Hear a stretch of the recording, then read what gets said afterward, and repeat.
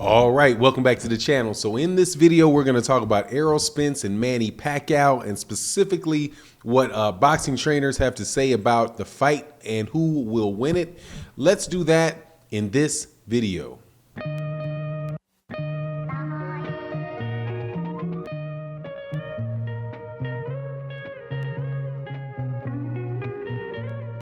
All right, welcome back to the channel. So before we get into the meat of the video, please make sure to subscribe to the channel, like the videos, and share the videos. It goes a long way towards making the channel successful and helping it grow, and it is greatly appreciated on my part. Now, let's get into this.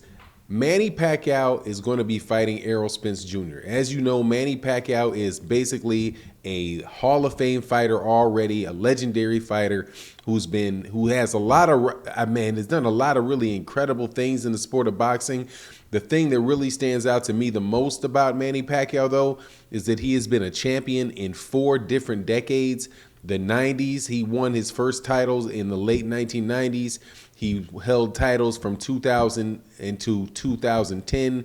He held titles from 2010 to 2020 in that decade. And now before he got stripped of the WBA belt, he held the title in 2020 through 2029.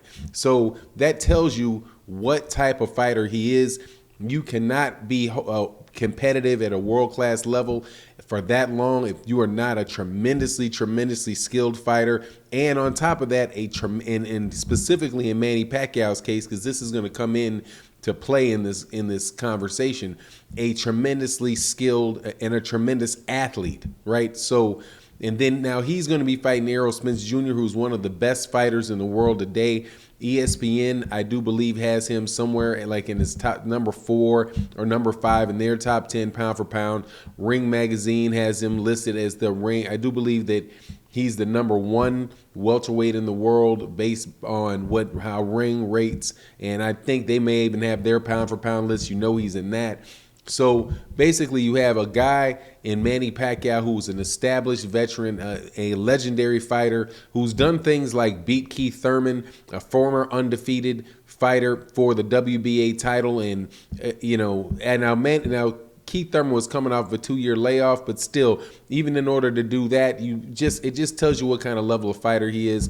And then Errol Spence Jr., who many people think is the best welterweight in the world and a top pound for pound guy.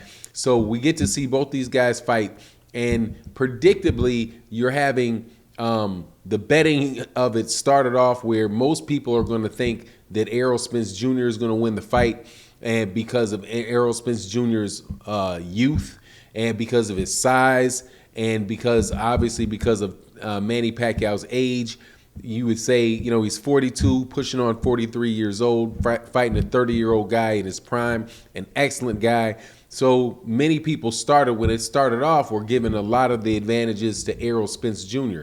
Then when Manny Pacquiao came over to the United States and he started training and doing his ab workouts and running with large groups of people, and he's in in LA at Wildcard Gym with Freddie Roach, the sentiment starts to change and people start looking, oh, that's Manny Pacquiao, thinking that was Manny Pacquiao of old. And so the betting margins really started to get squeezed. I do believe they started off where Manny Pacquiao was like a plus 440, and now he's somewhere around a plus 275. And I think the same thing happened, obviously, on the other side of it to Errol Spence, where he was like a plus 350, and now he might minus 350. Now he might be like a minus 175, something around there. But something that is really where it is really shrank once Manny Pacquiao came to the United States. And then you're talking to a lot of people about who they think is going to win. You have guys like Bernard Hopkins, who says that believes that Manny Pacquiao has the advantages in the fight. And specifically what they talk about is the mental edge that Manny Pacquiao has, and the fact that he's been in so many championship fights, and he's not just a tremendous athlete. Even though I'm telling you, when I tell you what I think is going to happen in the fight, I'm telling you I think that the biggest thing about Manny Pacquiao is Manny Pacquiao's athleticism. his foot speed and his hand speed are just something, and his awkwardness is something very, very hard to get a handle of. However, and this is something that was pointed out by Keith Thurman, and it's been pointed out by other people as well, that the advantages that Manny Pacquiao has, or Errol Spence Jr. has, some of their major advantages get neutralized by the other guy. The major one is that they are both southpaws. That means that they're both left-handed. They both fight with their right hand forward, and their left hand being their power hand behind them. And most southpaws don't fight a lot of southpaws, because there's a lot of advantages that come from being a southpaw. You get to have your hand close to the other guy's jab, so you can parry their jab, and it's harder to land.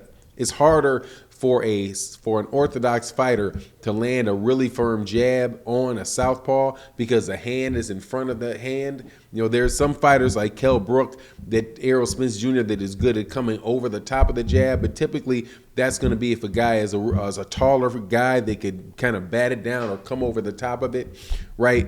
And then you have other guys like Terrence Crawford, who can switch from orthodox to southpaw, who, if he's fighting a southpaw, he might be able to make those adjustments and still give himself the same type of advantages, the defensive advantages that come from being a southpaw.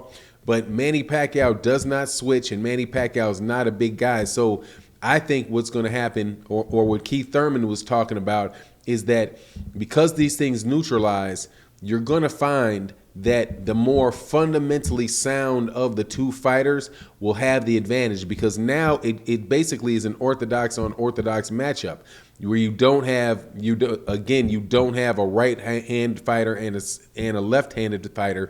You have two left-handed fighters, and therefore, you know, it basically becomes just an orthodox fight where neither one of the guy has the advantage, because your power hand is, you're not throwing the other guy off anymore. So why does that work for Errol Spence Jr. more than it works for Manny Pacquiao? That's because of the fighting style of Manny Pacquiao and the fighting style of Errol Spence Jr. Manny Pacquiao is somebody that relies on awkwardness. He relies on athleticism. He relies on quickness of hand, and that type of awkwardness coming from a southpaw stance on an orthodox fighter who's not used to seeing a guy stand in that direction can just cause little instances of people where you don't really know what to do, and you get hit with big shots. But if you have somebody that is a southpaw that you're fighting, then you don't have those advantages, and the advantages goes to the more fundamental or the more orthodox fighter. And that is Errol Spence Jr. in comparison to Manny Pacquiao, because Errol Spence people constantly call him a basic fighter. Now, I'm not saying that he means that he's not a very good fighter and he's not excellent, but he just does everything right. You know, he doesn't waste a lot of energy. He's constantly keeping himself in the right position. He's not relying on his footwork jutting in and out like Manny Pacquiao is. And his jab is he's relying on a stiff jab to the body, stiff jab up top. He really likes a combination where he jabs up top and then he digs down to the body. So, you know, just the fact that he's more fundamentally sound and relies on less athleticism and kind of just catching you off guard would give the advantage to Errol Spence Jr. on that southpaw matchup.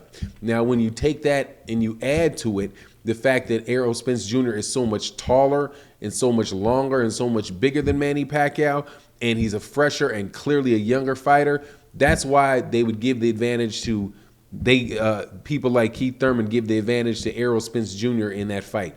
And I also think that that's pretty much my reasoning as well. Now, I don't want to completely discount Manny Pacquiao, because Manny Pacquiao, like Bernard Hopkins said, is extremely, extremely experienced. But I just don't think he's experienced enough to get it because he had to get kind of cute to beat Keith Thurman.